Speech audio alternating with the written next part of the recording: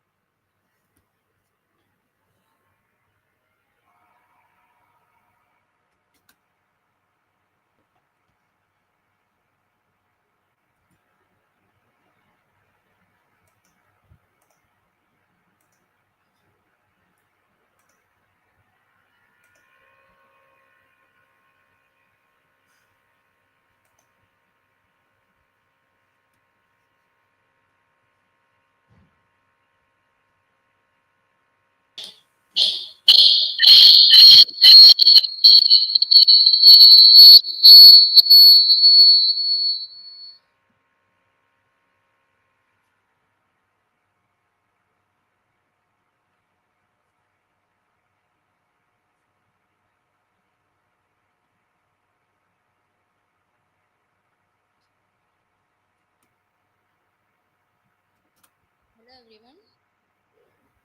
Today I will I Hello everyone. This presentation is a part of introductory presentation by semester 2 students of the Department of English at Maharaja Krishnakumarsinhji Bhavnagar University on F. Scott Fitzgerald's novel The Great Gatsby. The introduction and the information about the author are presented by Rozminbanu Pathan, and the historical context and the characters are presented by Nikita Vala. The summary of the novel is presented by Kumkum Hirani. Well, themes and symbols are presented by Khushi Raviya. Firstly, I will start. That is a table of content. Introduction. The Great Gatsby by F. Scott Fitzgerald, set in the 1920s and narrated by Nick Carway, who observed the life enigmatic neighbor J. Gatsby. The novel delves into a theme of American dreams, love, and the social class.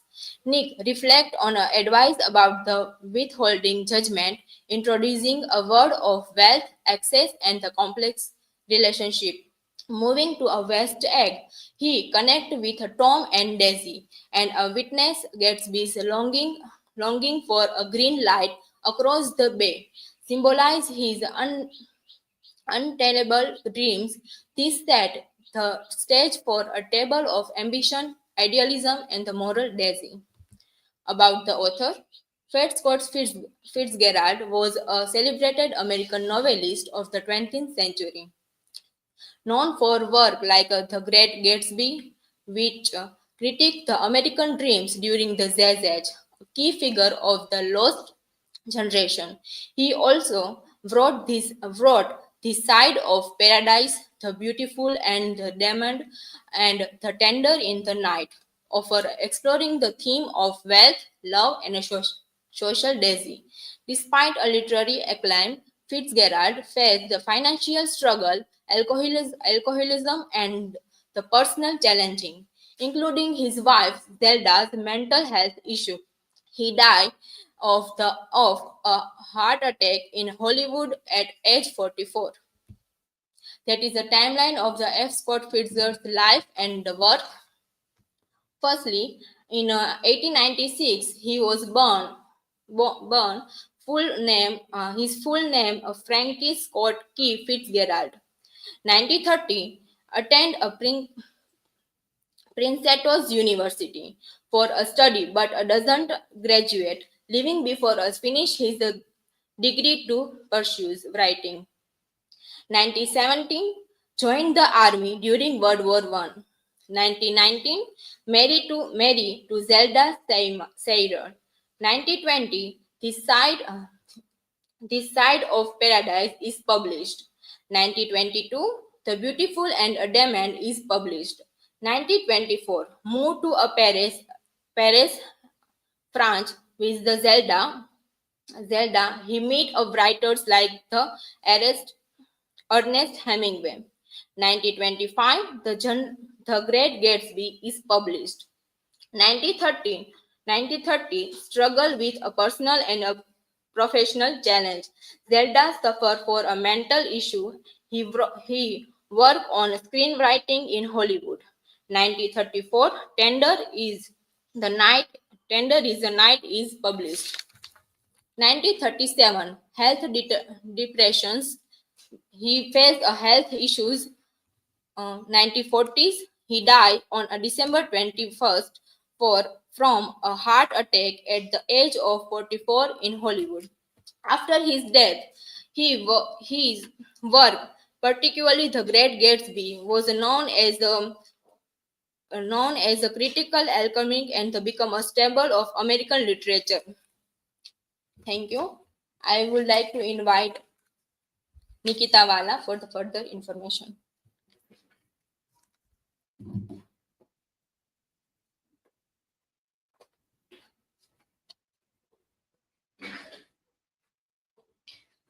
Hello everyone. Today I am discuss about the historical context and about the characters.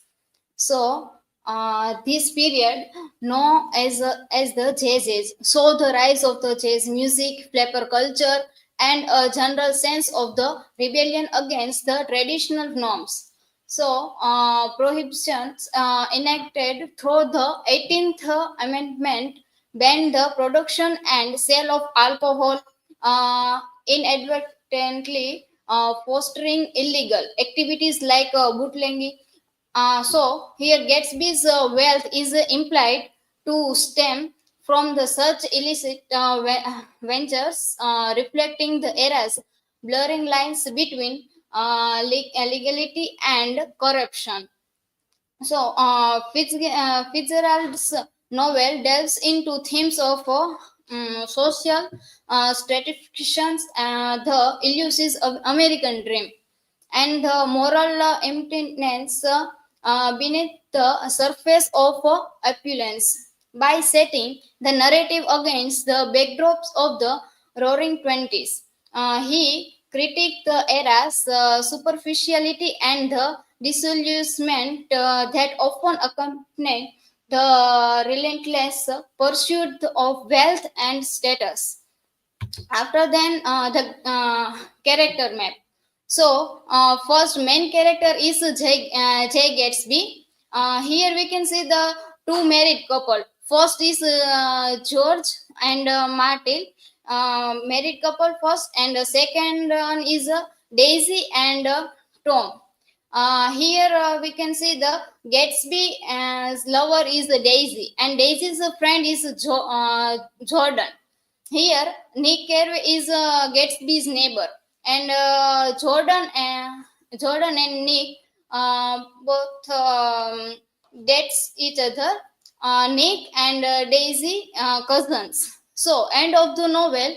Jordan kills Jay Gatsby.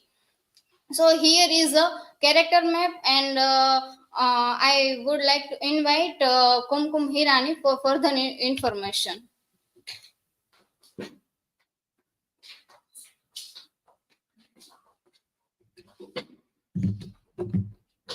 Hello everyone. In today's presentation, I'm dealing with the summary of the novel.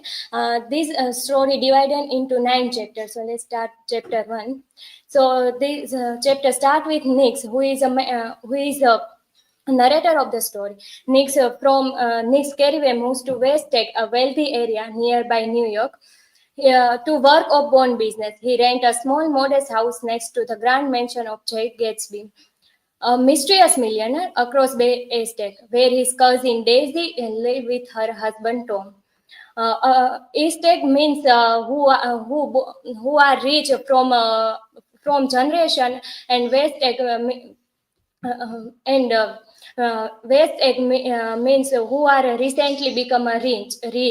Nick visit Daisy and Tom's house, where he meets Jordan Baker, a professional golfer. During dinner, Tom's affair with Malton Wilson, a married woman from a valley of ashes, is relieved.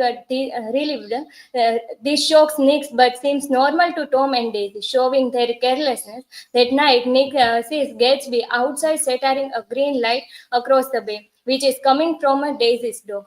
So in this chapter, introduce the main characters and themes, including the difference between the old and new money, and hints at Gatsby longing day for Daisy's through the green light. The chapter set up the story stone, showing the gap between appearance and reality. In chapter 2, Nick accompanied Tom of the Valley of Ashes Desolation Industrial Area between West Tech and New York City. Tom has an affair with Malton Wilson, who is George Wilson's wife. That night, Tom invite Nick and Martel from his New York house. They arrange a party where they arrange party in New York City. There Martel behave like a rich woman, but she's not fit her Tom's world. When Malton mentioned Daisy's name, and Tom become angry and hit her and break her nose. So in this chapter, expose the dark side of wealth and the emptiness of material desire. Tom's violent behavior highlights his arrogance and lack of respect for others. The Valley of Ashes serves as a sharp contrast to the glamorous world and the West and Estate. In chapter 3, Nick attend one of Gatsby's famous lavish party filled with uninvited guests and extravagant luxurious. And in this party, Nick also received an invitation one of Gatsby's party. Gatsby meet personally to the Tom and he was a very soft-spoken and different from the what Nick expect. Gatsby take a personal interest in Nick. He's genuinely happy to meet him. Nick also spent time with Jordan Baker, who hits the Gatsby in a love someone from the Nick's past. So in this chapter, Gatsby party symbolize the excess and glamorous of the 1920s, but also show the emptiness of this gathering. The guests don't care about the Gatsby; they only use his wealth for the entertainment. Gatsby's reserved nature contrasts with the wild parties, revealing that his wealth is only a means to end reconnecting with Daisy. In chapter 4, Gatsby takes Nick to lunch and share a story about his claiming he's from wealthy family and he's a war hero. Nick is skeptical but intrigued. During lunch, he meets Mayor Wolfsheim, a shady businessman who seems involved in illegal activity, hinting the sources of Gatsby's wealth. Later, Jordan tells Nick the real story. Gatsby and Daisy were deeply in love before Gatsby went to the war. Daisy married Tom while Gatsby was away, choosing wealth and stability over love. Gatsby brought his mansion near Daisy's house to be close to her. He throws party hoping she will come one day. Gatsby asks Nick to arrange a meeting with Daisy. So in this chapter, reveal Gatsby's deep obsession with Daisy and his dream of recreating the past is also hint at the darker side of the success, suggesting he may have gained his wealth through the illegal means. In chapter 5, uh, Nick invites Daisy to his house for a tea, secretly arranging for Gatsby to meet her. At first, Gatsby is nervous and awkward, but as the talk, the old spark between them reignited. Gatsby take Daisy to his mansion, showing off his wealth and position, trying to impress her. Daisy is overwhelmed by the gathering and start crying, realizing how much Gatsby loves her. So in this chapter is the turning point where Gatsby dream begins to come true. However, it also shows the tension between an idealized vision of Daisy and real person she is. Gatsby's obsession with material wealth and a way to win Daisy's love highlight hints before the American dream. So in chapter 6, the truth about Gatsby's past comes to highlight. His real name is James Gates, and he was born to poor farmer in North Dakota. He changed his name to reinvent himself and create a new identity. As a young man, he worked for a Dan Cody, a wealthy yachtsman, which inspired his dream becoming rich. However, he didn't inherit Cody's fortune and had to build his wealth through the questionable activities. Meanwhile, Tom grows suspicious of Gatsby and Daisy's relationship. He begins to assert his dominance, determined to protect his marriage and status. So, in this chapter, deepens understanding of Gatsby's character and his relentless pursuit of the American dream. It also highlights the tension between Gatsby dream and the harsh reality of social class division. In chapter 7, Tom, Daisy, Gatsby, Nick, and Jordan go to New York in a hated confirmation of a Plaza Hotel. Tom accuses Gatsby of being a criminal and mocks his attempt to take Daisy, lover him, and never love Tom. But Daisy cannot deny her feelings for Tom entirely. He shattered Gatsby's dream. On the way, Daisy drives Gatsby's car and accidentally hit Martel, killing her. Gatsby takes her blame to protect Daisy. Meanwhile, George Wilson, devastated by his wife's death, believes the driver of the car must have been a Martel's lover. So, in this chapter is the climax where Gatsby's dream of being with Daisy being to fall apart. He exposed the selfishness and the carelessness to Tom and Daisy, who escape responsibility for her action. In chapter 8, Gatsby remained hopeful that Daisy will call him and leave Tom. He tells Nick about his deep love for Daisy and how she became her symbol of all these dreams. However, Daisy chose stay with Tom. George Wilson, believing Gatsby was driving the car that killed Martin, goes to Gatsby's mansion and shoot him while he is in his pool. George then takes his own life. Gatsby dies alone, clinging to his dream until the very end. So, in this chapter, Gatsby's tragic death symbolizes the failure of the American dream and the cost of living the illusions. His relentless pursuit of an idealized love and leads to downfall. So in chapter 9, this chapter was the last chapter. Nick arranged Gatsby's funeral, but very few people attend. The guests who enjoyed the parties don't show up, and even Daisy and Tom leave about the world. Nick become a disillusioned with a shallow, materialistic world of the East Coast and decide to return to the Midwest. Nick reflects on Gatsby's life, seeing him as a symbol of hope and ambition, but also of the danger of a chasing dream that can never be fully realized. So in this chapter, criticize of the emptiness of wealth and the selfishness of the upper class, Gatsby's story serves as a warning about the destructive power and living the past and pursuing untable goals. So, thank you. This is from my side, and now I would like to invite Khushi Raviya.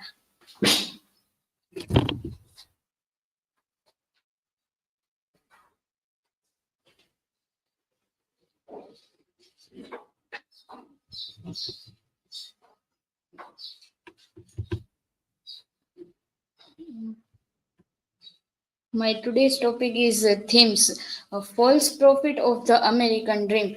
In this theme, prophet of the American dream, Gatsby fails miserably and victim of his own webbed idealism and false set of values. The American dreams is not to be a reality, in that it no longer exists, except in the minds of men like Gatsby, whom is destroys in their apostle and relentless pursuit of it. The American dream is in reality a nightmare. Love and marriage. The ideals of love and marriage are profoundly strained in The Great Gatsby, a book that centers on two loves marriages, the union between Tom and Daisy, and between George and Martin.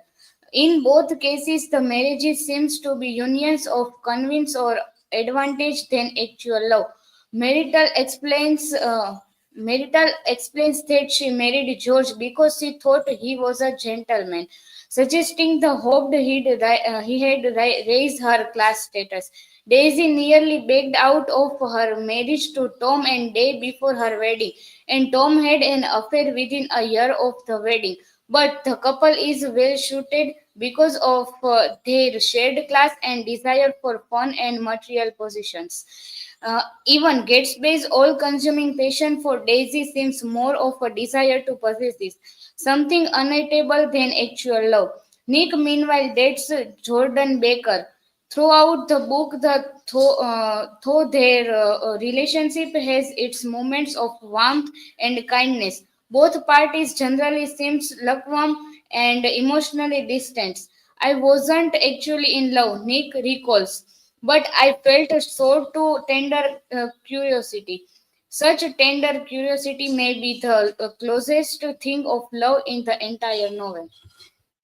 The hollowness of the upper class.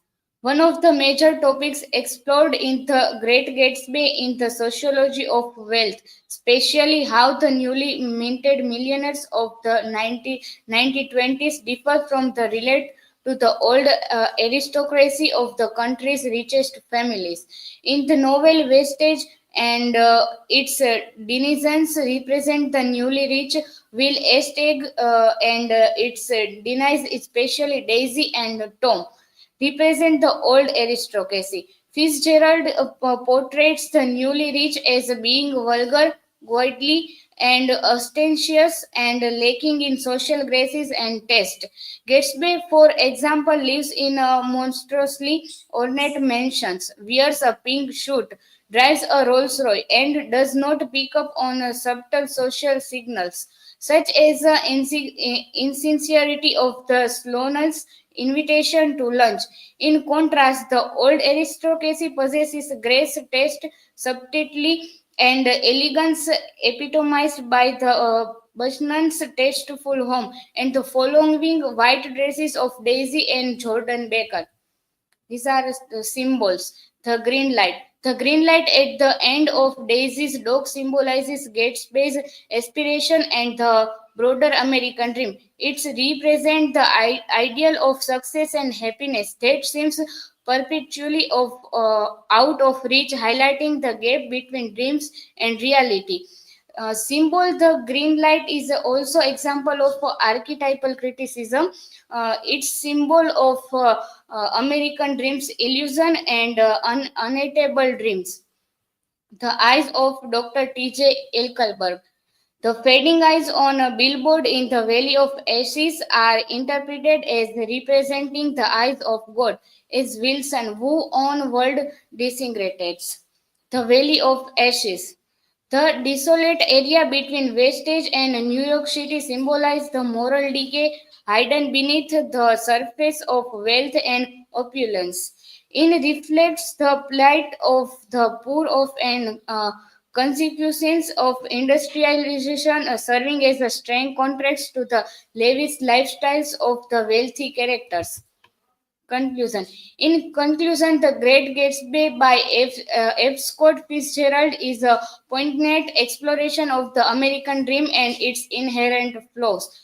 Through the tragic story of Jay Gatsby, a man driven by love, ambition, and unrelenting belief in the past, the novel unveils the moral decay and hollow pursuit of wealth that characterized the Jazz Age. Ultimately, Gatsby's dream remains unfulfilled, mirroring the elusive nature of happiness and success in the materialistic society. Fitzgerald's timeless work leaves readers reflecting on the cost of idealism and the complexities of human desires. These are references. Thank you.